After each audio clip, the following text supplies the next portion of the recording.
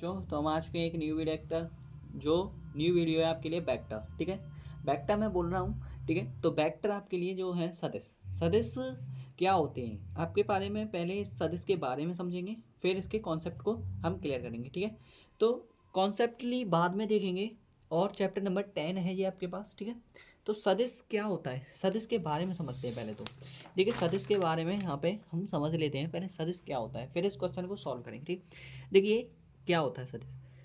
आपके पास मैं 3 line draw कर देता हूँ। ठीक है, अब ये 3 लाइन, एक एक्स है, एक वाई है और एक जेड है। ये आपके पास ऐसे है, जैसे कि मैं आपको बता रहा हूँ। देखिए, ये है, ये एक्स है, ये वाई है और ये जेड है। ठीक है, कुछ ऐसे कॉन्सेप्ट बनता है। ठीक है बच्चों, समझ में आ रहा है? तो वही सेंस है इसमें। यहाँ पे जो कोण होता है वो भी 90 का होता है, यहाँ पे होता है वो भी 90 का होता है, यहाँ पे होता है वो भी 90 का होता है, 90 का।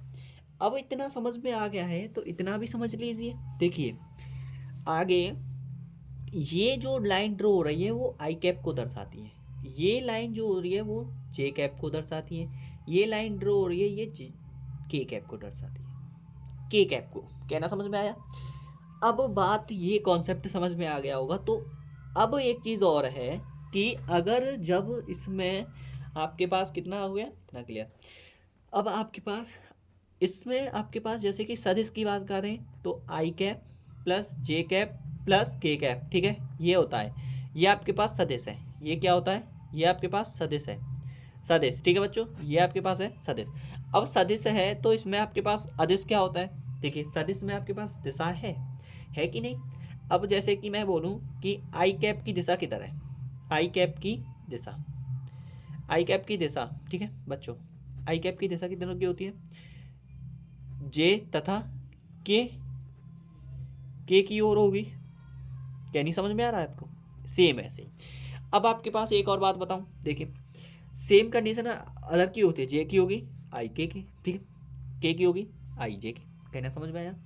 बात इतना समझ में आ गया है तो इतना समझिए, जब इसमें फॉर्मूला आते हैं, ठीक है, वो आपने पढ़े होंगे, मैंने भी आपके लिए डिस्क्रिप्शन में डाले हैं। ठीक, नहीं डाले हैं सॉरी, क्योंकि 12th के बहुत सारे फॉर्मूले हैं, इसीलिए आपको इनको याद करना होगा।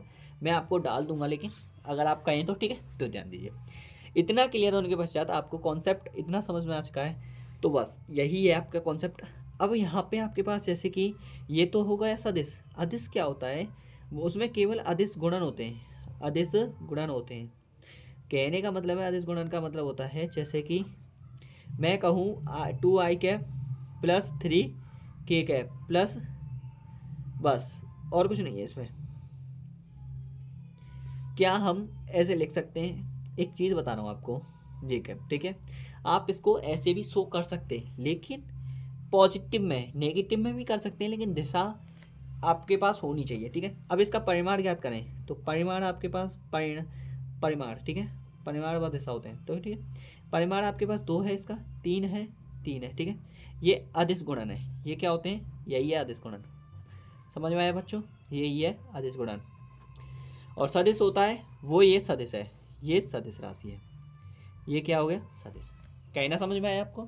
तो यही मैं समझाना चाह रहा था आपको। ठीक है, तो इसके बारे में समझ में आया थोड़ा बहुत। ठीक है, और जो भी कॉन्सेप्ट है आपके पास डाउट है उसे मैं बताऊंगा। सूत्र जो डाउटेड है वो एक अलग कॉन्सेप्ट होते हैं, कौन सूत्र कैसे बनते हैं, कैसे निकाले जाते हैं, उनके बारे में एक अलग रहा। ठीक है, वो है कॉन्सेप्ट। ठीक है, ध्यान दीजिए। अब आइए अब अपने क्वेश्चन पर। ठीक है बच्चों, देखिए अब इसमें, देखिए यहाँ पे आपके पास दे रखा है ये, ठीक है, क्वेश्चन है आपके पास। अब इसमें आपके पास आंसर लिखेंगे यहाँ पे। ठीक है, आंसर लिखेंगे, ये आपके पास कुछ क्वेश्चन है। ठीक है, 2 वेक्टर दे रखे आपके पास, ए वेक्टर लिया है, सॉरी दिया है, लिया नहीं दिया है, सॉरी दिया है। ए वेक्टर आपके पास ये है 2i कैप प्लस जे कैप प्लस 3k कैप। और दूसरा है आपके पास बी वेक्टर, आपके पास दे रखा है 3i cap minus 2j cap plus k cap. ठीक है, ये 2 वेक्टर दे रखे हैं। अब आपको लिखना है ए और बी के बीच कोण ज्ञात करना है, तो कॉस थीटा में आता है कोण। कॉस थीटा इक्वल होता है ए डॉट बी बटे में मॉड ए मॉड बी।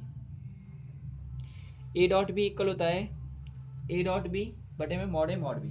ठीक है, ये आते हैं आपके पास कॉन्सेप्ट। ठीक है, यहाँ एक और फार्मूला होता है, उससे भी आप कर सकते हो, ठीक है। तो कोई सा भी आप फार्मूला लगा सकते हो, बस आपको सॉल्व करना आना चाहिए, ठीक है बच्चों। कॉस थीटा इक्वल, आपके पास ये कॉन्सेप्ट आ गया। तो कॉस थीटा इक्वल आप लगाइए यहाँ पे ए वेक्टर आपके पास ये रखा है, इसको लिखेंगे 2i कैप प्लस जे कैप प्लस 3k कैप, ठीक है। दूसरे में लिखेंगे 3i cap minus 2j cap, ठीक है बच्चों, प्लस k कैप, ठीक है। आगे ध्यान देते हैं, जो शोर हो रहा है उसके लिए मैं माफ़ी मांगता हूँ बच्चों, ठीक है। और मॉड ए आपके पास कितना हो जाएगा, आपके पास मॉड ए रूट में 2 का वर्ग, इसमें से ए है ना, जैसे कि इसका फॉर्मूला होता है, जस्ट आप लिखिए मॉड ए रूट में a² plus b² plus c², आप x² plus y² plus z² ऐसे भी कर सकते हैं, ठीक है बच्चों। इतना समझ में आया। ऐसे ही आपके पास फॉर्मूला होता है ये मॉड ए का, ठीक है। ये परिमाण होता है निकालने के लिए, तो इसीलिए यहाँ पे लिखेंगे जैसे कि ए की वैल्यू ये होती है ए बी सी, ठीक है। तो ए की वैल्यू होगी 2 का वर्ग प्लस बी का आपके पास 1 का वर्ग प्लस 3 का वर्ग, ठीक है। दूसरा मॉड लगाएंगे आपके पास, ठीक है। दूसरे अंडर रूट में आपके पास है 3 का वर्ग प्लस -2 का वर्ग प्लस 1 का वर्ग, ठीक है। अब ध्यान दीजिए, इतना क्लियर हुआ। कॉस थीटा इक्वल आ जाएगा आपके पास 2 से इसमें मल्टीप्लाई करेंगे, ठीक है। 2 तिया 6 माइनस के 2 1 2, जे का जे के साथ, के का के साथ और आई का आई के साथ गुणा करते हैं। समझ में आया कहानी? ध्यान दीजिए यहाँ पे, देखिए 2 1 2 माइनस का चिन्ह है इसलिए माइनस आया, 3 1 3 प्लस का, ठीक है, बट्टे इस पर मॉड चलता है पूरे पर, ठीक है। क्योंकि माइनस में हम कोण को नहीं दर्शाते, इसीलिए हमें जो वैल्यू निकालनी है वो हमें थीटा पॉजिटिव में लाना है, ठीक है। इसलिए मॉड लगा देते हैं रूट में 2 का वर्ग 4, 1 का वर्ग 1 होता है, 3 का वर्ग 9 होता है। रूट में 3 का वर्ग 9 होता है, 2 का वर्ग 4 होता है, 1 का वर्ग 1 होता है। समझ में आया कहानी? आगे कॉस थीटा इक्वल 6 में से 2 गया तो कितना बचेगा 4, 4 और 3 कितना होता है 7, बट्टे कहानी समझ में आया यहाँ तक? ठीक है बच्चों, कोई नहीं, ठीक है। रूट में ये कितना हो जाएगा 9 और 1 10 और 4 14, ये भी रूट में 14, ठीक है। इससे आप ऐसे भी लिख सकते हो रूट में 7 बाई रूट में 14 गुणा 14, ठीक है। कॉस थीटा या करके लिखे हैं, ऐसे भी लिखे हैं, कैसे भी लिखे हैं, ठीक है। रूट में 196 हो गया, ठीक है। 14 बार 196 होता है, अंडर रूट से बाहर निकालोगे कॉस थीटा इक्वल कितना हो जाएगा यहाँ पे 7 बाई 14 बार होता है। कहने का मतलब क्या हो रहा है, देखिए 196 है, 14 बार होता है, और रूट से बाहर निकालोगे 14 हो गए, 7 दूनी 14 हो जाएगा, ये 1/2 हो जाएगा, ठीक है। कॉस थीटा इक्वल 1/2 तो किसकी वैल्यू होती है बताइए? 1/2 तो होती है कॉस 60 की वैल्यू होती है, कॉस π/3 की वैल्यू होती है, कॉस 1 होता है 1/2, कॉस 45 होना 1/2, कॉस 30 होता है √2। तो यहाँ से कॉस कट जाएगा, थीटा इक्वल कितना हो जाएगा π/3, और यही इसका आंसर है, ठीक है बच्चों। मोस्ट इंपॉर्टेंट था आपके पास, ठीक है। समझ में आ गया होगा आपको बच्चों, मैं आशा करता हूँ इस बात से, ठीक है। और आपको वीडियो पसंद आई तो लाइक करना, कमेंट करना, और आगे भी ऐसे ही मोस्ट इंपॉर्टेंट वीडियो लाते रहेंगे। थैंक यू, धन्यवाद।